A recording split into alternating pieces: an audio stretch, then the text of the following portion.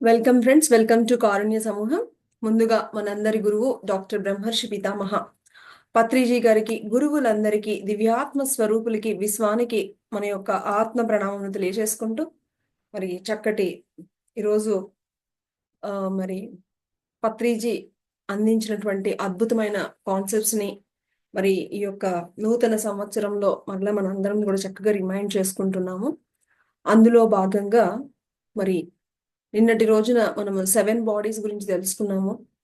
ఆ, అలాగే తమో గుణము, రజో గుణము, రామాయణంలో ఉన్నటువంటి పాత్రల యొక్క ఆ ఎవరెవరు దేనికి ఏ గుణానికి సంబంధించిన వారు అనేది తెలుసుకున్నాము.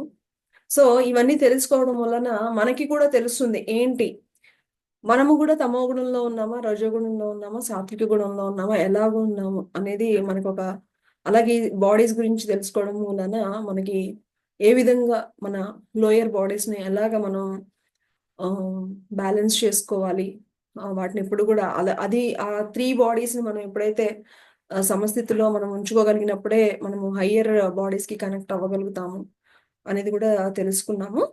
ఈరోజు మనము ఎంత తెలుసుకున్నప్పటికీ కూడా ఆ, మరి ఈ యొక్క ఆధ్యాత్మిక ఆ,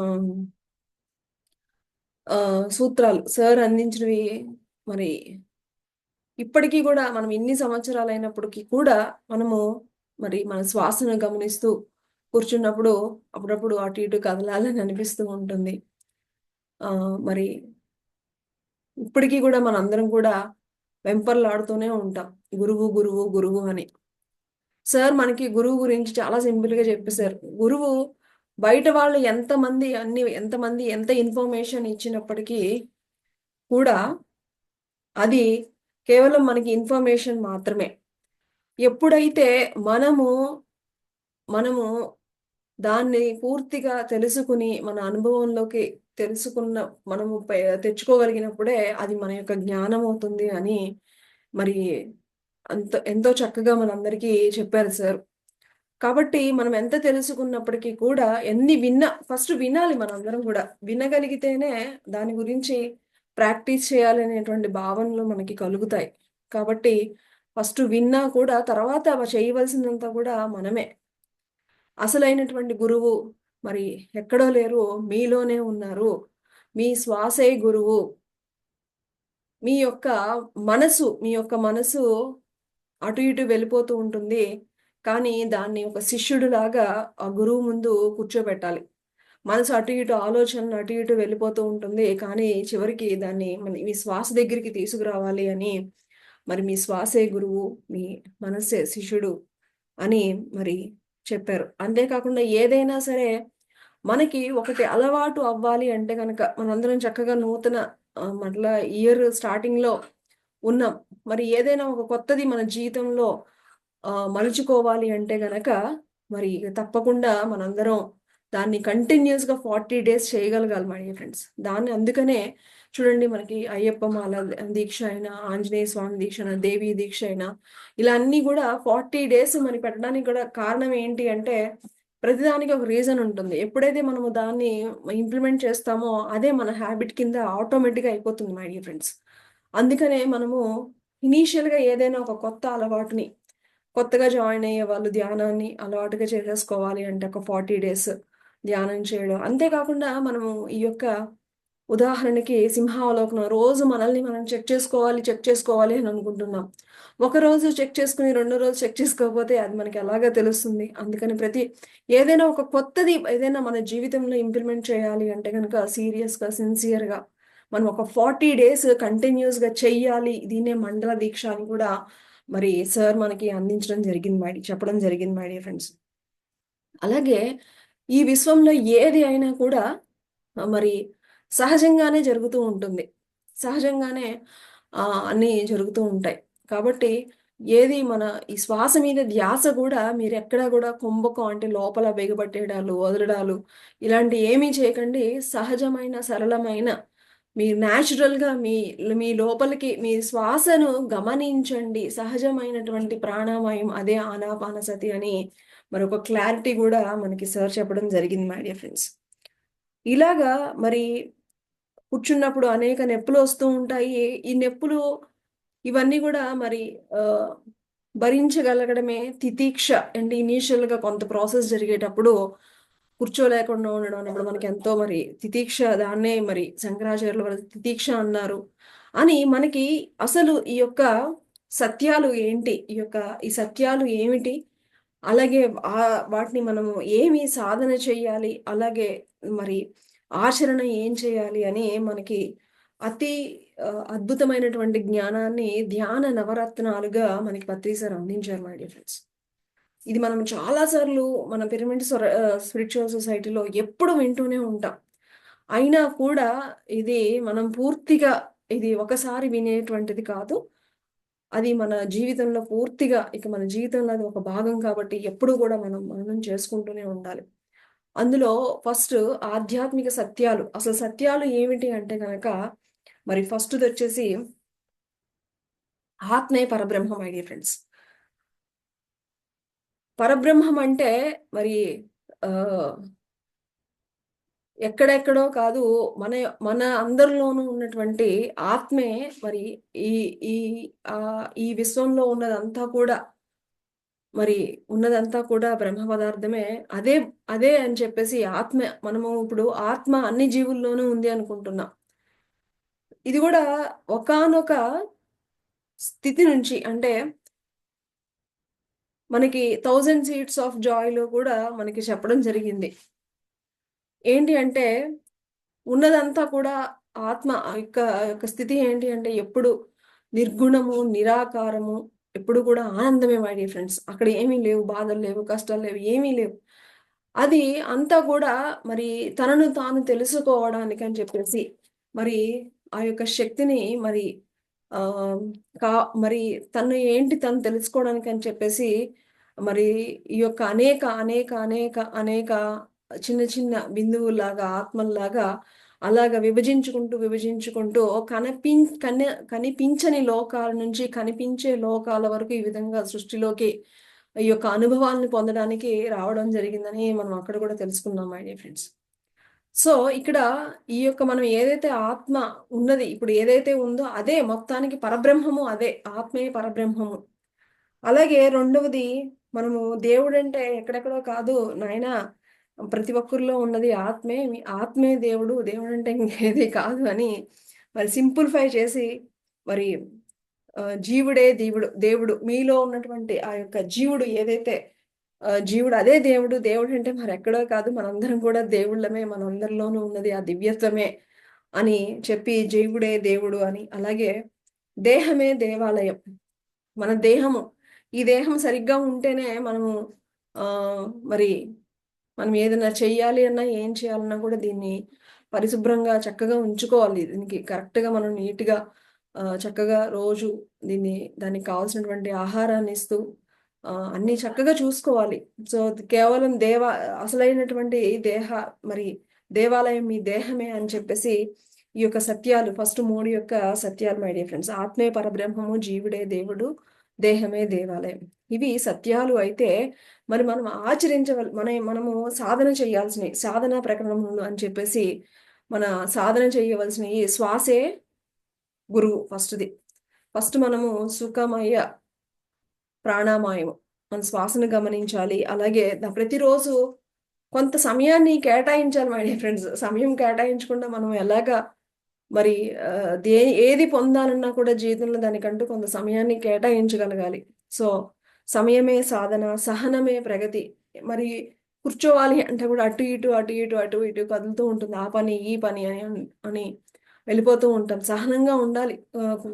కొంచెం కాళ్ళు నొప్పులని, అవని, ఇవని, వేరే పనులని ఏవేవో ఉంటాయి. కానీ వాటన్నిటిని కూడా పక్కన పెట్టి సహనంతో కూర్చోవాలి. సహనమే ప్రగతి. అలాగే ఎప్పుడైతే విన్నది ఇప్పటి వరకు మనం వింటుందంతా కూడా కాదు. మనము అనుభవం ద్వారా మనం పొందేదే అసలైనటువంటి జ్ఞానము అని మన యొక్క సాధనా ప్రకటనలుగా ఒక 4 చెప్పడం జరిగింది. అలాగే చెయ్యవలసినవన్నమాట. కర్మ ప్రకరణములు అంటే గనక ఆహ్, దానమే ధర్మము. మనకి ఏదుంటే అది మరి దానం చేయాలి మై డియర్ ఫ్రెండ్స్.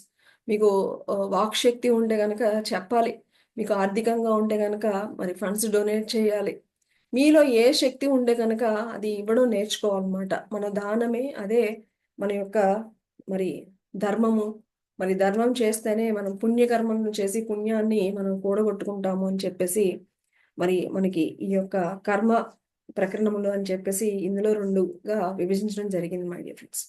సో ఈ విధంగా పత్రి సార్ మనకి సత్యాలు ఏమిటి, అలాగే మనము ఈ సత్యాలను తెలుసుకోవడానికి మనం ఏం చేయాలి, అలాగే ఎలాంటి కర్మలు చేయాలి అని ఈ యొక్క మరి ధ్యాన నవరత్నాల్లో మనకి సార్ చెప్పడం జరిగిందనమాట.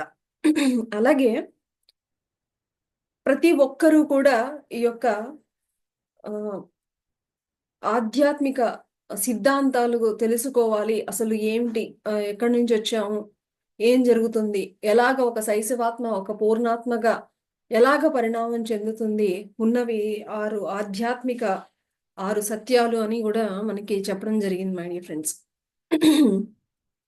అవి ఏమిటి అంటే మొట్టమొదటిది వచ్చేసి ఆత్మ సిద్ధాంతము. మనం ఇప్పుడే చెప్పుకున్నాం కదా, సర్వం కల్విదం బ్రహ్మ.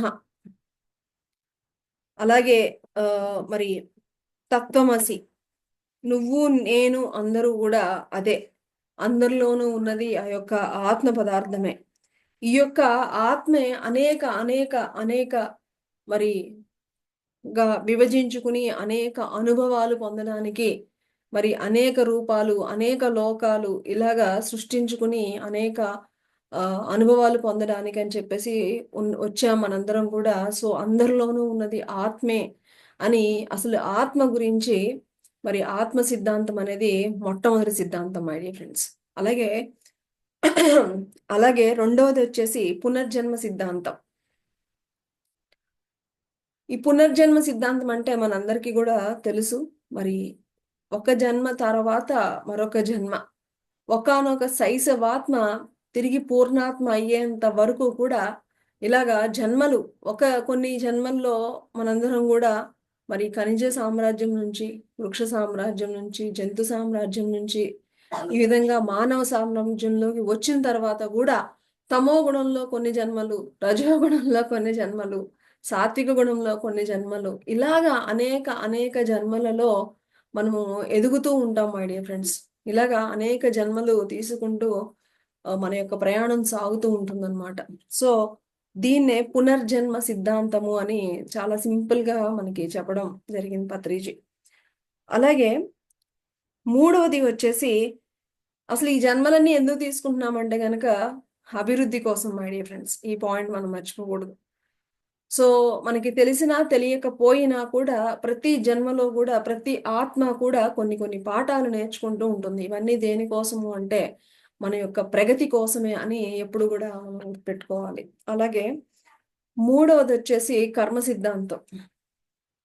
మంచి చేస్తే మంచి, చెడు చేస్తే చెడు. సో మనము ఏది చేస్తే మంచి అయినా చెడైనా ఏది చేస్తే దాని యొక్క ఫలితాన్ని మనం తప్పకుండా పొంది తీరుతాం. మనం అనుకుంటూ ఉంటాం ఈ జీవితంలో అబ్బా ఇన్ని కష్టాలు అని. ఊరికనే ఏం రావు మై డియర్ ఫ్రెండ్స్.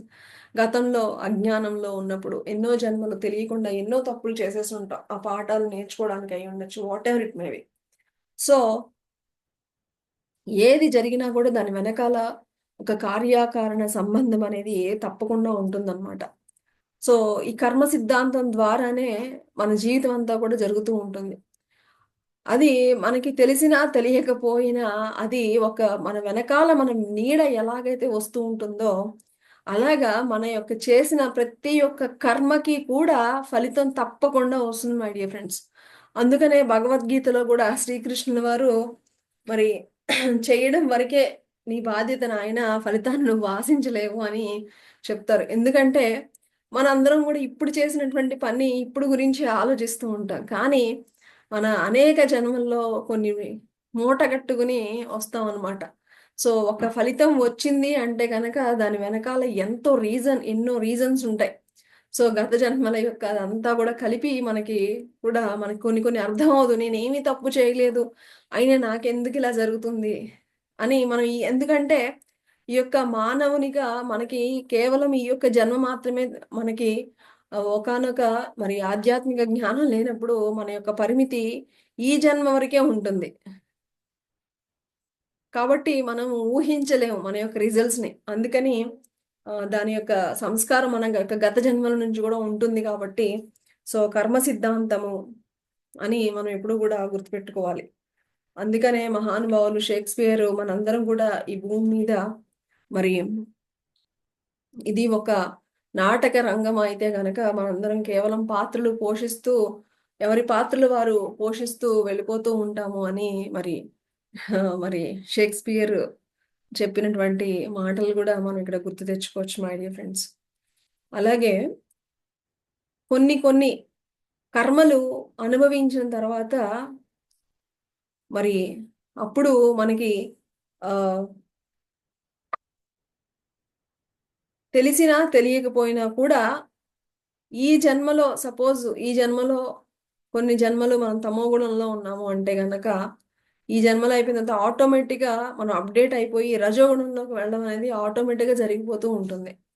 అంటే ప్రతి ఒక్క ఆత్మ కూడా ప్రతి జన్మ తర్వాత కూడా ఎంతో కొంత పురోగమనం అయితే కంపల్సరీగా ఉంటుంది మై డియర్ ఫ్రెండ్స్.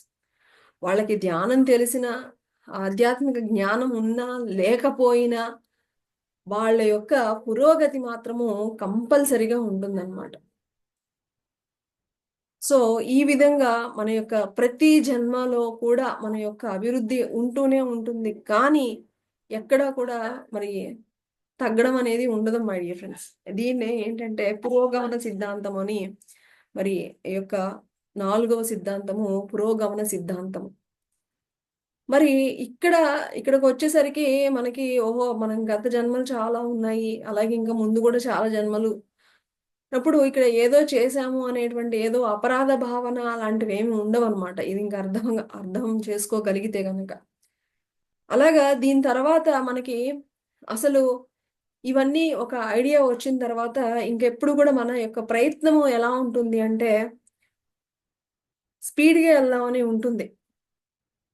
అంతే గదా! తెలియక ముందు అంటే గనక ఇప్పుడు చూడండి ఆహ్, కొత్తగా మ్యారేజయ్యి ఒక అమ్మాయి కొత్తగా మ్యారేజయ్యి అయినప్పుడు ఫస్ట్‌లో ఏమి తెలీదు. అంటే ఇంట్లో ఎందుకంటే ఎనకాల అమ్మ ఉంటుంది. అన్నీ చూసుకుంటుంది.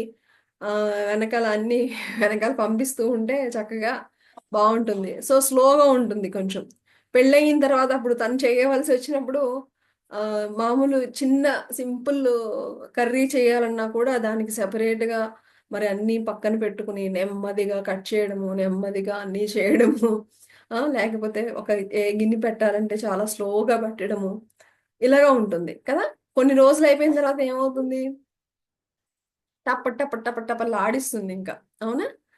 ఎవరైతే ఇంక కొంచెం యాక్టివ్‌గా ఉంటారో ఆటోమేటిక్‌గా అన్నీ చాలా సింప్లిఫై చేసేసుకొని, కొన్ని రోజులు అయిపోయిన తర్వాత కొంత ఎక్స్‌పీరియన్స్ వచ్చిన తర్వాత ఆహ్, ఎంత సింప్లిఫైడ్‌గా మనం చేసుకోవచ్చు.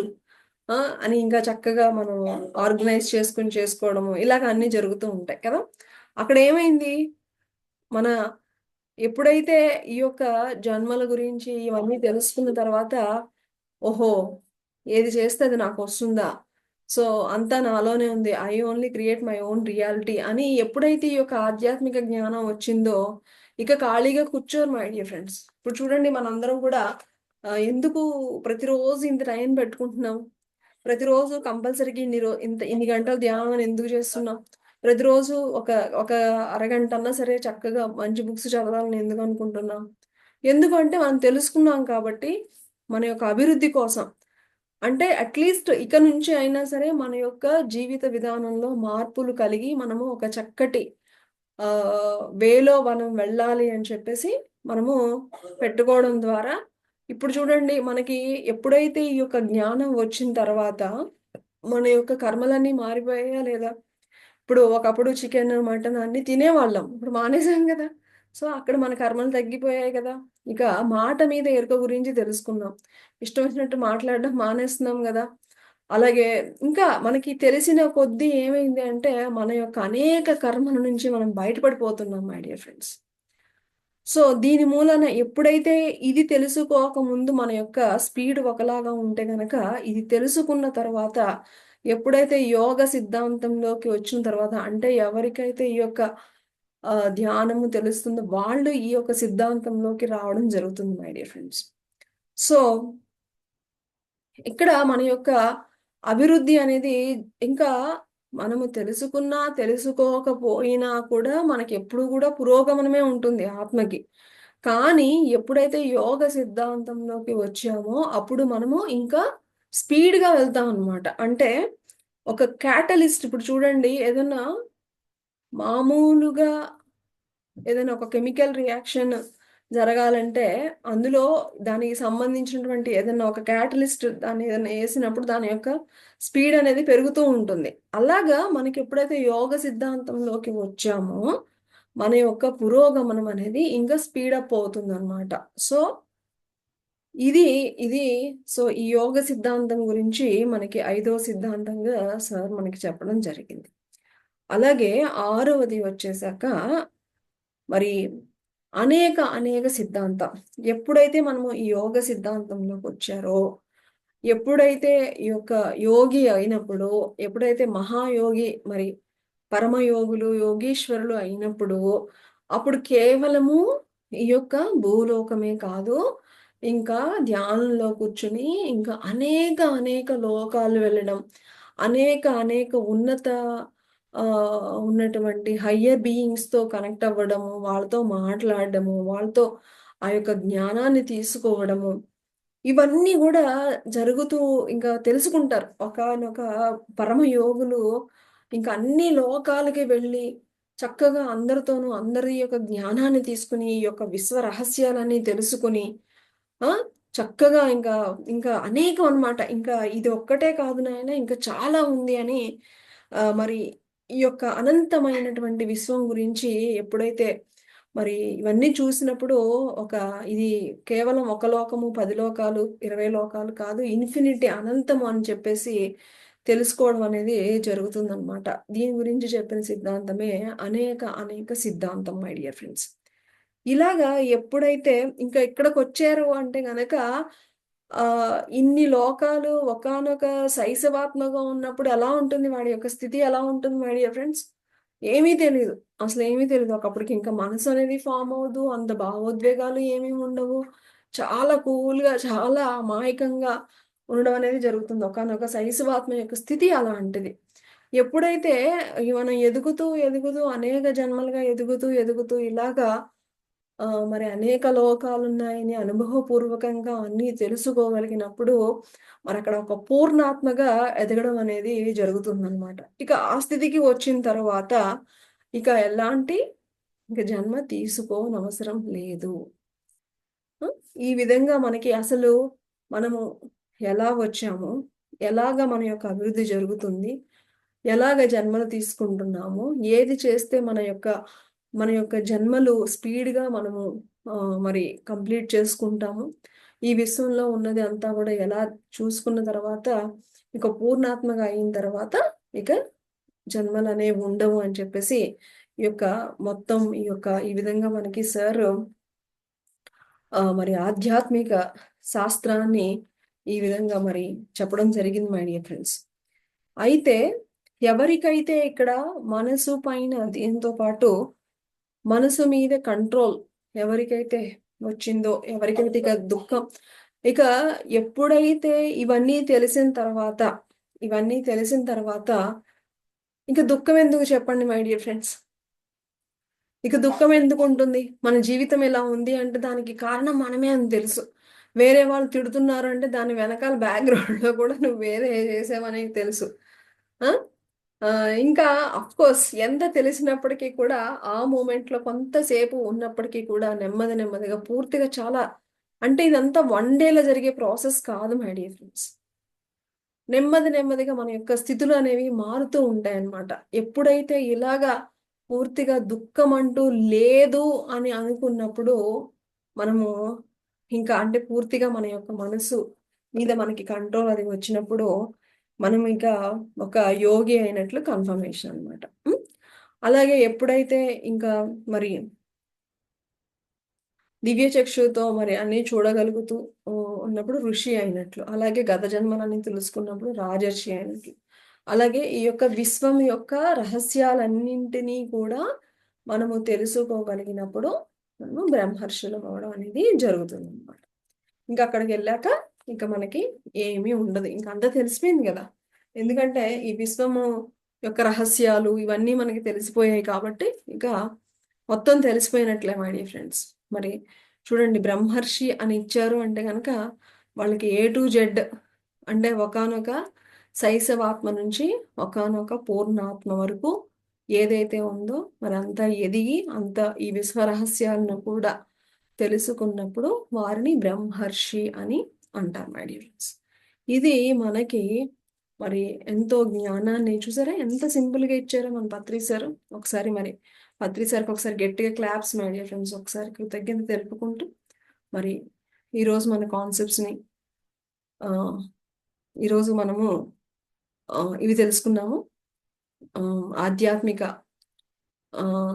సిద్ధాంతాల గురించి తెలుసుకున్నాము, అలాగే నవరత్నాల గురించి తెలుసుకున్నాము, అలాగే మనము సుఖమయ ప్రాణామయం ఎక్కడ ఎప్పుడు ఉన్నా సరే కూడా మనము ఏవేవో ప్రయోగాలు చేయకుండా సింపుల్గా మరి స్థిర సుఖ ఆసనంలో కూర్చుని మనకేమైనా నొప్పులు అవన్నీ వచ్చినా కూడా మరి తితీక్ష అంటే కనుక సహనంతో మనం అన్నీ కూడా భరిస్తూ కదలకుండా కూర్చుని చేస్తూ మనము కూడా యోగులం అవ్వాలి, మనము కూడా రాజర్షులం అవ్వాలి, మనము కూడా మరి బ్రహ్మర్షులం అవ్వాలి అని మనందరికీ కూడా ఈ యొక్క జ్ఞానాన్ని అందించిన గురువులకి మరొకసారి కృతజ్ఞత తెలుపుకుంటూ తిరిగి రేపటి పత్రి సార్ కాన్సెప్ట్స్లో కలుసుకుందాం.